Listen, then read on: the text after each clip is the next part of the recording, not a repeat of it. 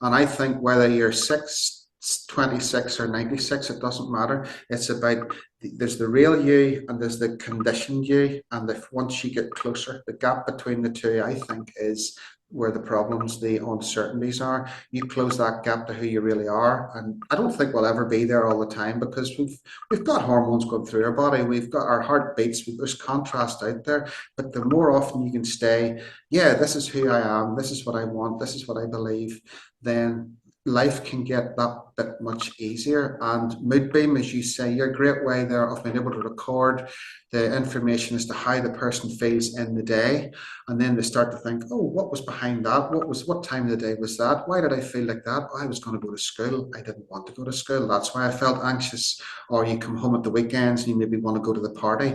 Oh, I don't know what I'm going to be wearing tonight. I don't know who's going to ridicule me or whatever. And you start to see the negative sides of things. And then you think, oh, I felt really good there and so on. So we switch off our emotions. We switch off the patterns in our life and we just say to ourselves, that's who I am.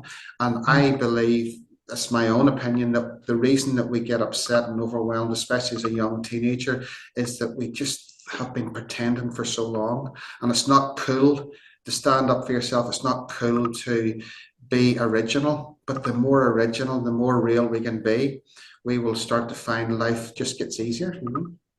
No, that is so powerful, and it's massive, and it would take me a day to unpick all of those elements because they're all, golden nuggets. But I think the big thing, and just to cover off Moodbeam briefly, the reason it didn't work, in the way that we wanted it to, is because ironically people used it as a way of logging how things had made them feel, but there was nobody there who felt educated enough, parents included, to analyze the data. The amount of times we heard, oh, we haven't got time to sit down and look at your diary. What are we supposed to do with this information? So for me, the reason it was a huge journey, but ultimately one that didn't progress, is because people still don't get that they can figure it out for themselves. They're still reliant on somebody else or something else to tell them what to do next. And I think that's the fundamental flaw in the whole thing, and the whole sort of analytics of mental health, is that we need to go back. It's like movies that come out and then they have the prequel because they figured out that the actual movie wasn't the bit people wanted to see. It was the bit before. And the bit before is when we are born and we have all of this learnt behavior. We don't know how to be human beings. We're just, this little wobbly piece of flesh that doesn't know anything till it's sort of shown. And through watching, and this is where, my memory as a child was being an observer. It was too much noise and too much going on in our house to have a say. So I was actually really, really quiet growing up. But that made me an observer. But I still didn't have that lens of people shouldn't shout, people shouldn't talk over each other, people shouldn't have such rigid opinions. I just took it as a given that everybody was like that. And it wasn't until I went to university in England that I realized that people are so diverse that what you need to celebrate is the diversity, not being the same, not being a sheep. And there's massive amounts of learnings in that as well. We could talk about as well, very passionate about the law of attraction and the universe, and my two girls now are letting themselves be guided by that because they've seen it for themselves, how powerful it is when you start to believe in positive things happening rather than worrying about the bad things happening which manifest. You imagine how amazing it would be to be there or have that or do that. And we didn't grow up like that. We grew up very much in a fearful world where it was, feeling fear and discomfort was more comfortable because that was familiar, and actually enjoying yourself was a myth. So, and again, we'll unpick that in another session, but it is that learned behavior where we just see it through the lens of our parents. And what you want to try and do is instill in that young person that their opinion is just as valid, not to constantly challenge, but that's where the hormones come in and you challenge anyway as a young person. But actually to say, I don't want to be like that is probably the bravest thing that anybody can do. And I want to go my own way. And that's something we were never taught. No, and it's something we were never taught. And like yourself, you were talking about mid-beam and the flaw of what's going to happen with the data and how we analyze that. And it depends, if you take Google, for instance, you could go on and Google anything and find out information about anything. And you can go on to these different sites like Wikipedia, and you've got people's opinions about different things. And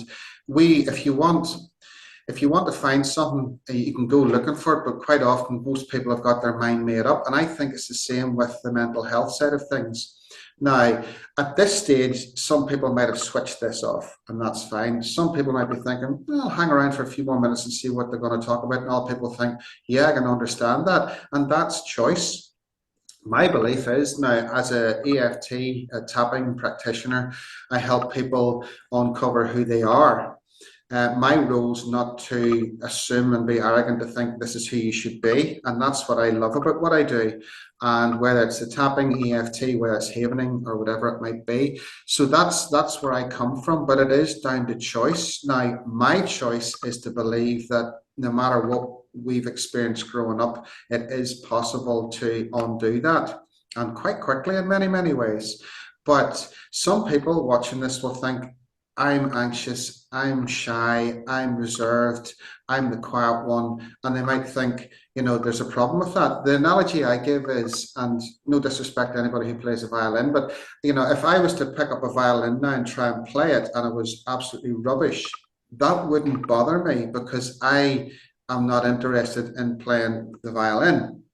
Having said that, if there was something that I did want to do and I was afraid to say I did want to play the violin and I was playing it and everybody thought I was rubbish and I decided I would never play that again, then I'm denying myself that. So there's two things there. If I'm not good at something and it doesn't go right, that's okay. But if there's something I really want to do and I make a mistake or I feel judged, then I'll always want to do that. And once I don't do it because it doesn't sound right. People will judge me. People will ridicule me. People will, comment on me. Then that becomes a problem because then I think I would love to do that, but, and there's a difference there. I don't want to do that. Let it go. I do want to do that, and then, but now what I'm getting to is, if I believed it's in my genes not to be a certain way, it's just hereditary, it's inherited or whatever, then I'll just accept it. I'm just quiet, I'm just reserved, I'm just whatever, I'm not going to amount to much, my beliefs are there. Then if I, in other words, blame somebody else or put that onto somebody else, what that means is I don't take responsibility. I'm not going to change it. But if I start to think to myself, no matter what conditioning I've had, no matter what experiences I've had, no matter what my parents might be like or whatever, or grandparents or cousins and different people, if I say to myself, that's what they were like, but I'm a unique individual. And as much as I'm lost, as much as I don't know what to do, it's at least it's a platform. What would it be like if, and you talk about the law of attraction, what would I want? Because I'm guilty of it myself. When I fall back into my old way, I think what I don't want. But I don't, when I start to change that and think, what do I want? Then I think that would make me feel good. And what kept me stuck, and I think what keeps most people stuck, is it takes a wee bit of effort to start to change the thinking, to start to be responsible for, I'm not trying to be preachy, but for me to decide what I do want and speak up and say, I do want to do this, or I do want, that takes a wee bit of effort and responsibility, and the blame goes off and I start to decide this is what I would want in life. So it can take, and this is where the beauty of the sessions that you'll be offering and what I offer as well, is that whenever we work, especially one-to-one with people, they can rehearse in their mind. And this is what I do believe. A lot of the issues that we have had in our life is because we haven't been able to say or do the things we wanted to say and do. In sessions, you can do that. You can rehearse that. You can play that out. You can talk to that imaginary person, whether they're here or not. And you can play that out and see how that goes. How did that feel? What did I say to myself? And then you can change it and tweak it. And then when you get the way that you want to behave, that becomes your new point of attraction. And even if it's weighed heavily towards the old way, once you start to create that new, what I would like to feel, ultimately it's about how you want to feel, then you think that's what I'm moving towards. And it might be two steps forward, one step back. But I would love to have had a teacher or a cleric or some youth leader. And my parents, I'm not judging, but it just wasn't in their psyche. Whose was it in the 70s and 80s? Just somebody to say to me, okay, it's okay to be yourself. It's okay to be you. It's okay to be on your own. It's okay to be with other people. But once you start to sell yourself short by wanting to fit in all the time. It's like I'm surrounded by trees. It's like a bird walking out onto the branch. The further out it goes, it's going to start to waver, and it might. Where are you then? Whereas if you stand in your own, if you like, way of feeling and being, that's where the power is. But very few people do that because it's not the done thing.